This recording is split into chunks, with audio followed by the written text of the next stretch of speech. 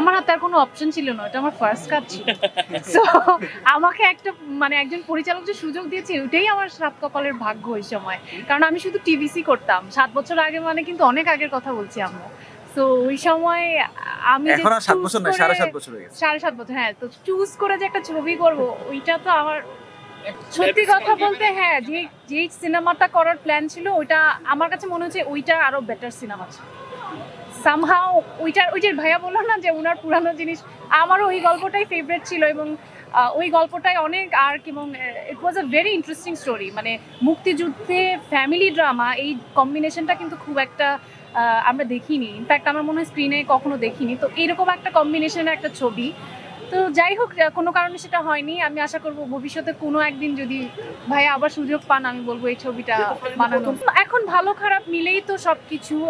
অবশ্যই আমার আক্ষেপ নেই, কারণ কি আমি মনে করি যে এই সিনেমাটা করতে গিয়ে আমার কিছু মানুষের সাথে পরিচয় হয়েছে, যাদের সাথে পরিচয় হওয়ার কারণে আমি পরবর্তীতে নাটক করতে পেরেছি। So it's a chain reaction. আমি যদি ছবিটা না করতে যেতাম হয়তো আমার তাদের সাথে পরিচয় হতো না, হয়তো আমার নাটকে কাজ করা হতো না, হয়তো আমার আজকে যে জায়গায় আমি আসা চেষ্টা করেছি বা করছি এখনো সেটা হয়তো আসা হতো না। তো প্রত্যেকটা জিনিসের পেছনে একটা রিজন থাকে, আমি এটা বিশ্বাস করি। তো সেই জন্য লাইফে কোনো রিগ্রেট রাখতে চাই না।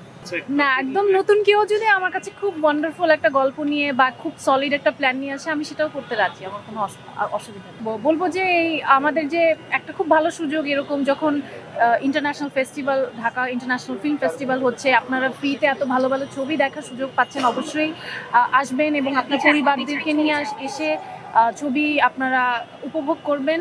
তাহলে কি বলবো, আমাদের আরো ভালো ভালো কাজ করার সুযোগ তৈরি হবে।